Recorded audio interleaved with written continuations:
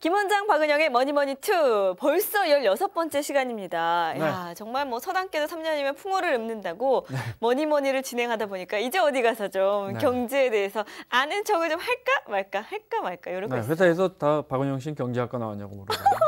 경제학 다시 공부해볼까 생각 중입니다. 경제학과 나온 사람과 소개팅을 한 적이 있죠? 있죠. 어우, 날카로우시네요. 역시 기자십니다. 자, YHCSW 쓰시는 분께서 정용돈 씨랑 지드래곤처럼 이번에 KBS 연말 베스트 커플상 한번 도전해보면 어떻겠냐 고맙습니다. 하셨는데요. 네, KBS에는 베스트 커플상이 연기 대상밖에 없기 때문에 원장님 연기 되시나요? 안 됩니다. 방송 중에 연말정산 얘기가 나왔는데 궁금한 게 같은 직장 다니는 동료지만 연말정산 하는 친구가 있고 귀찮다고 안 하는 친구가 있다는데 아마 소득이 아주 뭐 많이 높지 않은 경우에는 안 해도 되지만 그래도 하시는 게 유리하죠. 네, 기본적으로 연말정산의 개념을 이렇게 이해하시면 돼요. 우리가 1,000만 원을 벌던 1억 원을 벌던 1년에 정부가 이제 과세를 할 거 아니에요. 구간별 과세를 하는데 그중에 내가 1억 번 돈을 다 저축하는 건 아니잖아요. 네. 뭐 이것저것 경비가 나갈 거 아니에요. 교육비, 의료비 뭐 이런 것들에 대해서 정부가 그런 건 어쩔 수 없이 써야 되는 돈이니까 빼주고 뺀 돈이 얼마니? 그러면 1억 벌었는데 6천만 원이다. 그러면 6천만 원에 대한 과세를 하는 거예요. 네. 그 4천만 원을 증명하는 그 과정이 연말정산입니다. 그러니까 하시는 게 유리하죠. 이 친구분은 제가 봤을 때 귀찮아서 안 한다고 했거든요. 네, 귀찮으면 손해예요. 귀찮으면 뭐 밥도 먹지 말아야죠. 네, 하시기 바랍니다. HC7378 쓰시는 분께서 2014년 머니머니 대박 나시고요 했는데 대박 나려면 여러분의 클릭이 필요합니다. 많이 소문 내주시고요. 궁금한 건 아시아나 유럽에서는 기축통화를 달러화로 사용하는데 거기에 대한 불만이 많을 것 같다고 원장님이 대답해 주시고요. 뉴스 보면 왜 뒷배경에 사무실 모습이 나오는데 이유가 있냐고. 마땅히 갈 스튜디오가 없기 때문이고요. 네, 명쾌하죠. 기축통화에 대한 불만 많죠. 100달러짜리라면 100달러짜리 사실 종이잖아요. 종이 한 장이 얼마겠어요. 거기다 이제 프랭클린 사진 걸어놓고 이거 100달러예요 하면 전 세계 사람이 믿어야 돼요. 이 기축통화예요. 그렇죠. 이게 발행 금액이 1달러 정도 비용이 든다고 치고요. 이거 100달러로 발행하면 누군가 100달러에 맞는 예를 들어 영국 같으면 파운드화는 달러화 전에 기축통화였는데 영국 사람들이 와서 100달러에 맞는 파운드화를 내면서 그 종이 사실은 뭐 종인데 프랭클린 그려져 있는 바꿔가야 할 거 아니에요. 자기들 진짜 돈 주고. 그러면 얼마가 남겠어요?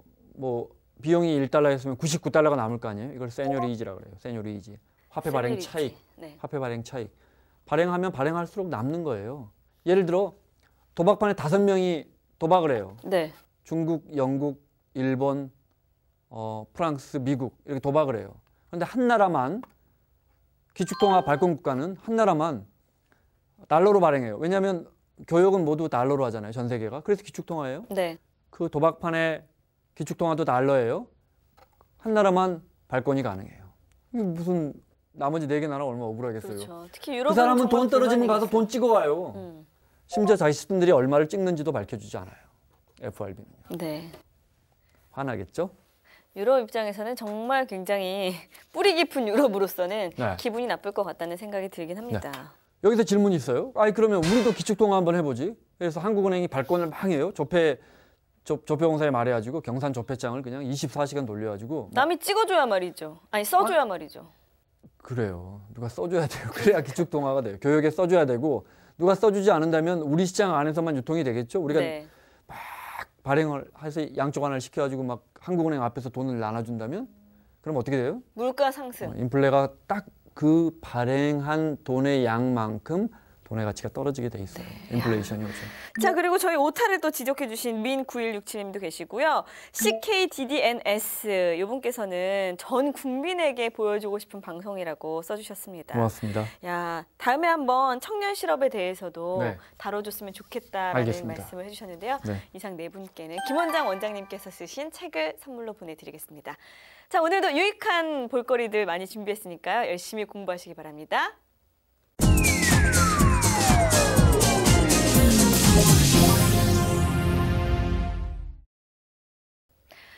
살아보고 결정하세요. 네. 아니 이거 무슨 자동차 사는 것도 시승도 아니고 네.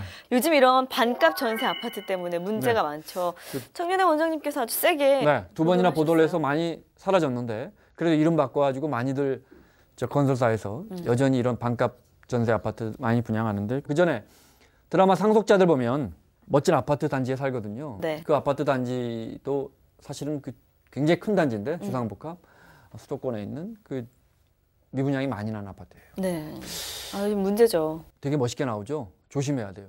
드라마에 멋지게 나오는 아파트는 조심해야 돼요. 그래서 그런지 어떤 드라마를 보면 정말 네. 아파트 단지에서 막 데이트하고 키스하고 일부러 이렇게 아파트 배경이 쫙 전경을 쫙 보이는 보여주기도 하고 네. 살고 싶어지죠. 저 일전에 저 신사의 품격 장동건 씨 나오는 장동건 씨가 살던 그 아파트 단지도 역시 모 건설사의 악성 미분양이 넘치는 그 단지예요. 수도권에 있는 뭐 아주 굉장히 좋아 보이는. 그 왠지 거기 조경이랑 이런 살면 것들이 되게 장동건 같은 남자 만날 것 같은 그런 실제 느낌이. 되게 멋있게 지어진 아파트예요. 네. 반값 전세 아파트는 크게 두 가지로 나눠지는데 첫 번째 설명드리는 아파트는 그런 대로 괜찮아요. 그야말로 다른 데보다 전세값이 좀 낮아요. 근데 이제 주로 미분양된데 네. 아파트가 이미 준공이 됐어요. 비어 있으니까 한번 들어와 살아보세요. 네. 전세값이 주변에 4억인데 3억만 내세요. 이런 혜택이 있어요. 네. 물론 2년, 3년 후에 결정해요. 어떻게 하실래요? 살래요? 안 살래요? 아, 저 안 살래요. 아, 그래요? 그럼 뭐 전세값 돌려드리고요. 오, 제도만 보면 굉장히 좋은 것 같은데요? 전세값 돌려드리고 사실 월세 조금 더 내야 돼요. 근데 이제 한 달에 한 150만 원 치니까 이것도 이제 몇 천만 원 되죠, 사실은. 네. 그렇지만 뭐 주변 시세하고 맞춰보면 크게 손해는 아닌 것 같아요. 네. 특히 이거는 뭐 관리비도 무료인 곳도 있고요. 그다음에 어떤 곳은 뭐 첨단 서울의 어떤 뭐 주상복합 아파트 합정동에 있는 뭐 이런 데는 굉장히 서비스를 많이 뭐 요트장도 빌려주고요. 요트장이요? 가까우니까. 네. 뭐 골프 연습장에 코치 레슨도 무료고요. 오. 헬스클럽 PT라 그러죠. 왜? 네. 개인 이것도 무료고요. 어머머. 심지어 그 친척들 왔을 때 게스트룸, 네. 자쿠지 뭐 이렇게 이야. 막 온천에서 다 그 게스트룸 차를 발레 파킹을 해줘요. 그 아파트는. 아파트에서도 발레 파킹을 해줘요? 네. 이런 게 이제 기본적인 반값 전세인데 이런 경우는 별로 없어요. 두 번째로 이제 반값 전세 중에 좀 위험한 스타일인데 저는 권하지 않아요. 물론 불법은 아닙니다. 이건 실제 세입자가 분양을 받아요. 전세가 아니에요. 네. 반값 전세라잖아요. 근데 분양을 받는다니까요. 분양을 받는다고요? 네. 살아보고 결정이라고 하는데 네. 실제 분양을 받아요. 반값 전세 한다는 곳에 살아보고 뭐 애프터 리빙 뭐 이런 제도가 되게 많아요. 무슨 그럼 리빙? 이름만 다른 거죠? 애프터 리빙, 뭐 신나는 전세. 아유, 또 별거 다 있더라고요. 네. 이름을 얼마나 되게 귀엽게 많아요. 건설사마다 지어놨는지. 유명한 건설사마다 다 있어요. 네. 이제 박은영 아나운서가 이제 이거 괜찮은데 하고 가요. 그러면 이제 24평형이다. 그럼 주변 시세가 한 2억 5천이다. 그럼 1억 5천밖에 안 정말 반값이네요, 거의. 낼 것 같죠? 네. 그런데 그렇게 설명하지 않아요. 고객님, 근데 이렇게 저희가 관리비도 내드리고요. 3년 동안요. 그 헬스클럽 무료로 이용할 수 있고요. 와. 근데 고객님, 저 건설사가 나가라 그러면 고객님 나가야 되잖아요. 그러니까 안전하게 하기 위해서 건설사가 대신 고객님 대신 이 분양을 받아들여요. 오. 여기서부터 헷갈리기 시작하죠. 건설사가 분양하는 주체인데 분양을 받아줘? 네. 그럼 이제 입주자가 궁금할 거 아니에요. 무슨 말이에요? 이렇게. 네. 고객님 인감만 주세요. 그러면 우리가 고객님 이름으로 등기를 해드리는 거예요. 그럼 고객님 반값 전세 하는 동안에 쫓겨날 일이 없는 거죠. 안전하게 사시고 나가실 수 있는 거죠. 아니 인감을 어디 아무한테나 막 줘요. 인감을 주면 이제 박은영 아나운서 이름으로 대출을 받는 거예요. 분양을 받는 거예요. 분양을 받는 거예요? 그 아파트의 주인이 되는 거예요. 반값 전세라더니 분양을 받는 거예요? 분양을 받는 거예요. 네. 그런데 건설사가 약속해요. 2, 3년 뒤에 고객이 나 근데 살아보니까 아닌 것 같아요. 그러면 전세금을 돌려줄 건 없잖아요. 전세가 아니고 이미 샀으니까. 네. 건설사가 약관에 명시해 놨어요. 고객이 사지 않을 경우에 우리가 책임지고 땡땡 건설사가 책임지고 명확하게 해놨어요. 되팔아 드린다. 되팔아서 그 돈을 준다. 아니 무슨 건설사가 부동산도 아니고. 네. 네. 여기서 이제 문제점이 발생해요. 안 팔리면 어떡해요? 안 팔리면 뭐 우린 노력했으나 어쩔 수가 없었습니다 이러겠죠. 그럴 가능성도 있고요. 법적 분쟁의 소지가 많아요. 이 건설사는 뭐 대형 건설사들이기 때문에 약속을 지킨다고 봐야 하지만 안 믿으면 안 되면 건설사가 돈이 없어서 이 제도를 하는 거예요. 울며 겨자 먹기로 그냥 사야겠네요. 그럼 안 아니 이미 팔리는데 또. 샀어요. 아 이미 살 샀네. 것도 없어요. 분양 받았네요 벌써. 네, 네. 그냥 살아야겠네요. 그냥 살아야 돼요. 네. 실제 그런 단지가 서울 안에 생겼어요. 그러니까 지금 입주자들은 무슨 소리야 빨리 돌려주세요 하는데 자 이제 조금 복잡한 이야기로 들어갑니다. 입주자들은 반값 전세라고 해서 9억짜리 아파트를 3억만 냈어요. 그리고 9억짜리 아파트에 들어가 사는 거죠. 네. 하지만 인감을 줬잖아요. 네. 실제로 박은영 아나운서는 3억 냈지만 전세처럼 9억짜리 아파트를 샀잖아요. 그럼 나머지 6억은 건설사에 내야 할 거 아니에요. 그렇죠.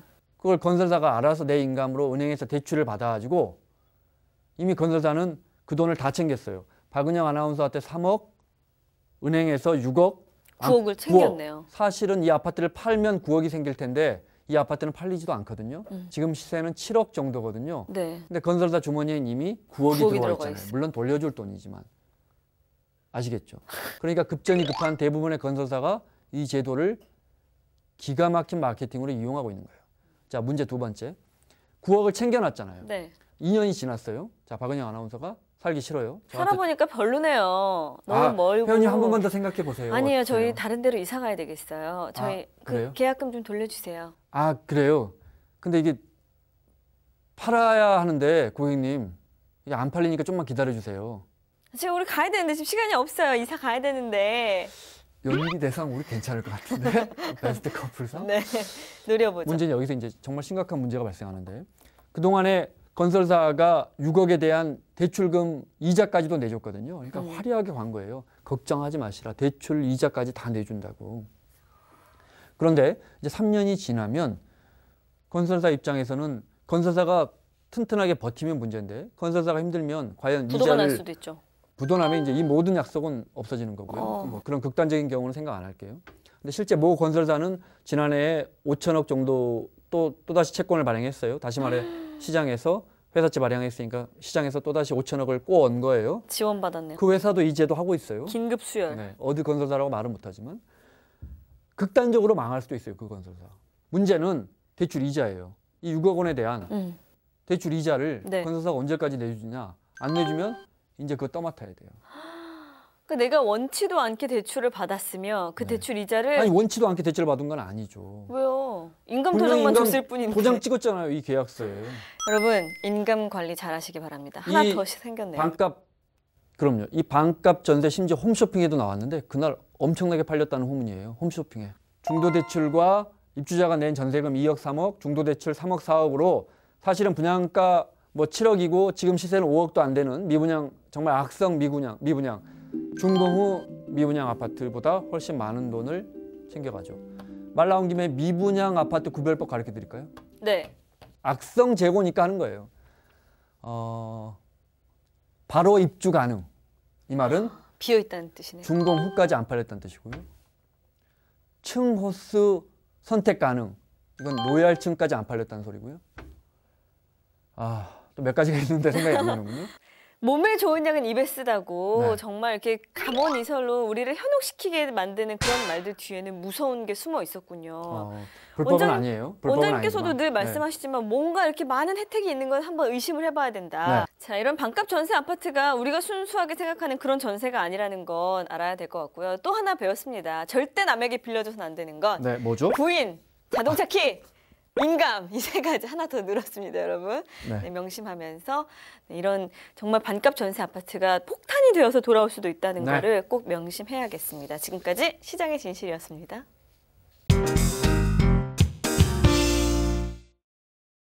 자, 오늘 친절한 경제 뉴스에서는 외국 채권에 투자를 해서 네. 좀 높은 수익률과 또 높은 위험성에 대해서 알아보겠습니다. 네. 제가 이제 입사 시험 준비할 때 맨큐의 경제학 이런 거를 보면 가장 기본적으로 원초적인 경제학의 가장 그 기본이 되는 말이 하이 리스크 하이 리턴이잖아요. 네네. 오늘 거기에 대해서 또 알아본다고요. 맨큐의 경제학 이야기 나왔어요. 배고 잤습니다. 네. 근데 너무나 지나치게 시장주의다. 친금융시장 금융기업들 투자은행들 편이었다 해서 한 번은 맨큐의 수업을 듣는 학생들이 등을 돌리고 앉아 있었던 적이 있었어요. 굉장히 유명한 일화예요. 경제학에서. 만우절도 아닌데요. 네. 네. 그 이제 금융 위기, 글로벌 금융 위기, 서프라임 모기지 사태에 대한 어떤 반성, 우리 시장의 반성의 한 우화죠, 한 일화였어요. 네. 네. 자, 뭐 브라질이나 인도 네. 같은 신흥국이 한창 떠오른다고 그래서 네. 그쪽에 뭐 펀드도 많이 가입하고 진짜 투자도 많이 하고 그랬었는데 큰 낭패를 볼 위기에 처했다고. 네, 국채, 브라질 국채, 브라질 정부가 발행하는 채권입니다. 10년물이란 말은 내가 1억 원어치 사면 10년 후에 해마다 9.5%니까 도대체 얼마를 주는 거예요? 야. 엄청나게 많이 주는 거예요. 이자율이 이렇게 높아요. 아니 9.5%면 정말 이자율이 높네요. 우리 우리보다 거의 뭐 시중은행에 예금하면 얼마예요? 요즘 2.몇 프로더라고요. 거의 또 세금 떼잖아요. 그렇죠. 이게 9.5%인데 정확치는 않은데 브라질 아마 또 저 이자 소득에 비과세할 거예요. 9.5%니까 우리가 은행에 저축하는 것보다 얼마나 좋아요. 그렇네요. 뭐 브라질 정부가 돈 떼어 먹을 일도 없잖아요. 네. 그래서 투자를 했는데 자 먼저 알아야 할 거 국채 이자율이 높다는 것은 그만큼 이 나라 이 채권을 발행하는 사람이 돈을 떼어 먹을 가능성이 높다는 걸 의미한다는 거 그렇죠. 아시죠? 네. 왜 미국은 1%, 2%밖에 안 주는데 브라질은 9.5%나 줄까? 미국은 안정적인 반면에 브라질 입장에서는 채권을 발행한다는 말은 정부가 채권 발행한다는 말은 정부가 돈을 꿔온다는 소리잖아요. 그렇죠. 돈 좀 꿔주세요. 아유 저기 미국 정부? 저기 사람들이 다 절로 가. 네. 절로 미국한테 돈을 여기 꿔줘. 안전자산, 기축통화. 아이 그래도 꿔주세요. 손님을 모을 방법은 이자를 많이 주는 데밖에. 쭉쭉쭉 올라가다 보니까 이자율이 9.5%까지나 올라간 거예요. 신흥국가들 상당수가 이자율이 이렇게 높았었는데 여기에 얼마나 많이 투자를 했느냐? 얼마쯤 투자했을 것 같아요? 우리나라 사람들이. 우리나라 사람들이요? 네. 브라질 채권을. 2년여 동안에 3조 원 가까이. 지금 증권사별 브라질 국채 판매액이 그래픽으로 간단하게 나가고 있죠. 이렇게. 근데 3조 원을 투자했는데 일단 뭐 이자율이 9.5%다. 요것만 들었을 때는 괜찮은 장사죠. 네. 네. 그런데 문제가 생겼어요. 아시다시피 미국에서 양적 완화를 줄여나가고 있잖아요. 네. 쉽게 말해서 출구 미국이 전략. 저기 있군요. 미국이 시장에 푼 달러를 해소하려고 하고 있어요. 네. 실제 조금씩 양을 줄이고 있단 말이죠. 줄이고 있어요. 네, 줄이고 있어요. 자, 생각해봐요. 달러를 줄이기 때문에 달러 값이 올라가요. 네, 늘 말하죠. 시장에서 배추가 줄어들면 배추값은 올라가죠. 브라질 시장에서 글로벌 시장에서 미국이 푼 달러가 줄어들면 달러 값은 올라가죠. 네. 달러 값이 올라간단 말이에요. 사람들이 달러에 베팅하겠죠. 베팅하니까 달러는 더 올라가겠죠. 그러면 브라질 정부 입장에서는 달러가 빠져나갈 테니까 가지 마 해야 할 거 아니에요. 그렇죠. 그럼 어떻게 해야 돼요? 이자율 더 올려야 돼요. 이자율 더 높게 쳐줄게. 근데 가지 마. 저는 9.5% 샀잖아요. 네. 9.5%짜리 채권이라고 쳐요. 이게 이제 브라질 국채 채권이에요. 네. 저는 9.5%에 샀어요. 그런데 옆에 브라질이 다른 채권 발행해서 10.5%로 금리를 올렸어요. 돈이 달아나니까 달러가. 네. 그러면 다 이걸 살려고 그러겠죠. 그렇죠. 저는 환매해가지고 이거 빨리 10년 안 팔아야죠. 기다려도 되거든요. 2년, 3년 만에 환매해서 수익률 가져오면 돼요. 3년이면 93, 27, 27%만큼 3년 묵혀놨으니까 이자 주세요 하면 되는 거예요. 그런데 이 9.5%에 제가 샀잖아요. 네. 박은영 아나운서 지금 최근에 발행한 브라질 국채는 10.5%란 말이에요. 이건 비싸졌죠. 싸졌죠. 네. 채권값이 떨어져요. 그렇죠. 내가 산 채권값이 떨어져요. 무슨 말이냐? 내가 이거 1억 주고 샀는데 1억짜리 채권이에요. 1년 지나면 9.5% 이자 줘요. 950만 원 줘요. 그런데 이거 1억에 안 사주는 거예요. 이거 8천만 원밖에 안 가는 거예요. 왜냐? 이 채권이 더 비싸졌으니까. 그럼 9% 이자율을 받아도 손해네요. 손해죠. 아시겠죠? 원인은 달러가 빠져나가니까. 달러가 빠져나갈 원인은 미국이 양적 완화를 줄이니까. 이런 폭탄을 맞은 거예요. 네. 저 그런데 더 큰 문제는 환율 아닌가요? 더 큰 폭탄이 또 있었어요. 달러가 빠져나가면 달러가 귀해지니까 달러 값이 올라가죠. 그러면 모든 외환 시장은 기축통화 달러 대비 자국 화폐의 비율을 거래해요. 네. 달러가 귀해지죠, 브라질 시장에서. 그러면 달러 가치가 급등하니까 네. 상대적으로 브라질 해활화, 브라질의 화폐 가치는 어떻게 돼요? 떨어진다고요. 급락해요. 네. 그런데 너무 많이 떨어져요. 우리 같은 경우에 뭐 1%만 절상돼도 뭐 시장 뭐 정부가 대책반 만든다 이러는데 무려 한 1년도 안 돼서 30%의 화폐 가치가 절하돼 버려요. 어이구야. 그러면요. 국채 가격이 떨어져서 손해 봤는데 떨어지지 않았다고 보죠. 떨어지지 않았다고 가정해도 30%가 화폐 가치가 떨어지면 네. 이게 제가 브라질에서 구입한 브라질 국채잖아요. 9.5% 이자를 주는 거 아니에요? 이게 이자예요. 이렇게 나한테 와야 되잖아요. 네. 그런데 내가 이제 9.5%를 받았어요. 그러면 1억 950만 원이죠. 1년만 묵혀놨다고 치죠. 1억 950만 원인데 이거 가져오려면 환전해야 할 거 아니에요. 그럼요. 헤아로화해서 원화로. 이게 30% 가치가 떨어져 있어요. 그러니까 1억 950만 원에 30%를 까야 되는 거예요. 그 돈이 원화로 입금되는 거예요. 그러니 손해가 막심하네요. 막심하죠. 근데 게다가 앞서 말씀드린 것처럼 채권값마저 떨어져 있기 때문에 결국 이것저것 계산해서 투자자의 통장에 꽂히는 원화는 굉장히 폭락해 있죠. 심각한 상태예요. 결국 정리해보면 브라질 채권에 투자한다는 것은 브라질에 투자를 해서 브라질 화폐의 가치 기준으로 그럼요. 우리가 이익을 얻는 건데 네.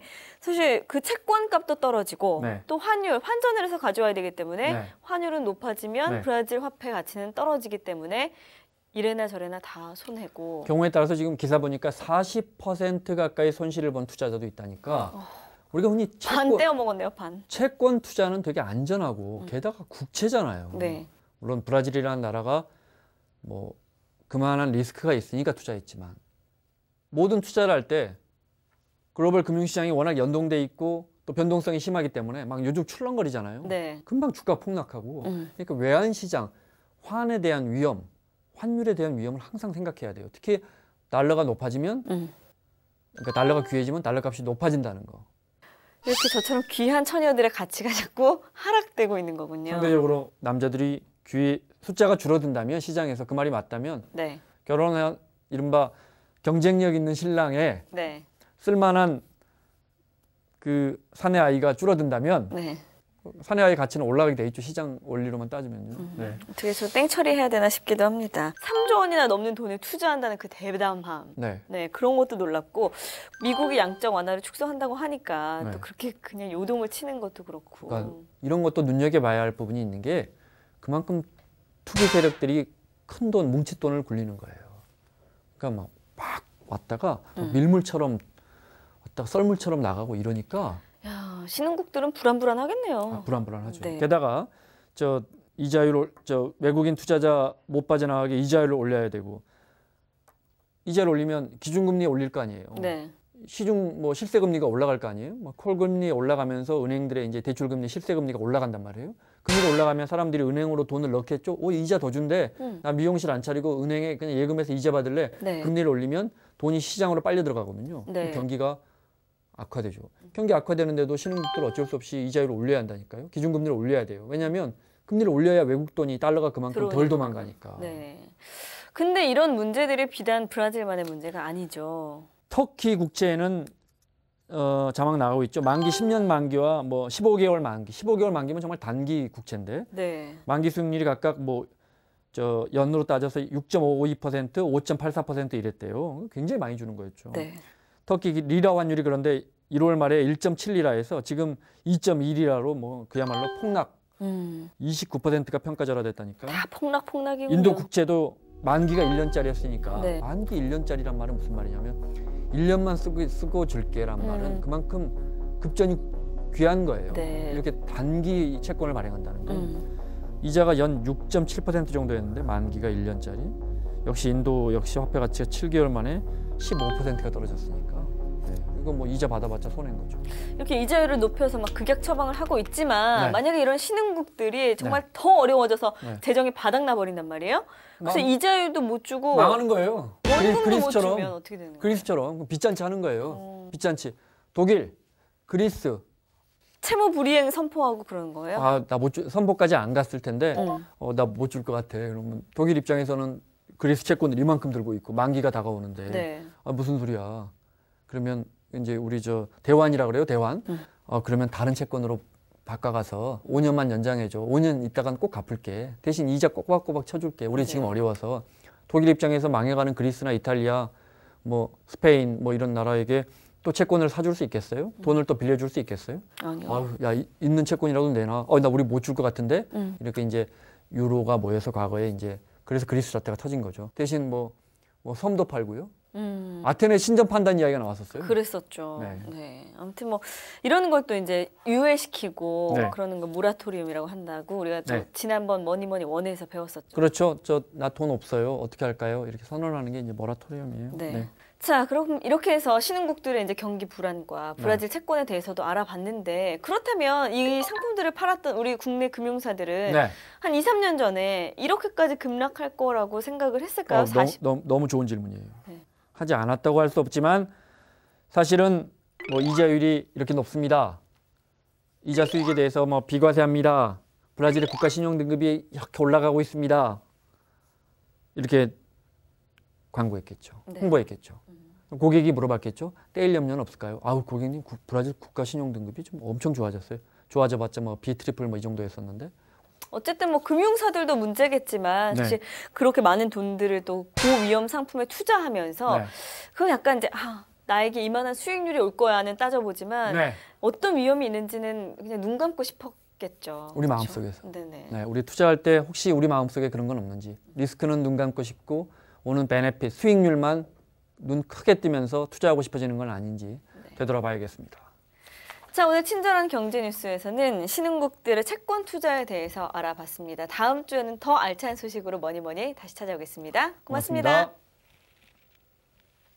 주인공이 그 배우 이름을 잊어버렸네요. 이민호, 김영도, 박신혜. 사실은 잘 모릅니다. 네, 죄송합니다. 역시 뭐 입에 좋은 약은 몸에 쓰다고. 네. 아니죠. 시장에 진실하면서 눈웃음은 왜 흘려? 누구를 잡으려고? 자. 아무도 안 잡혀요.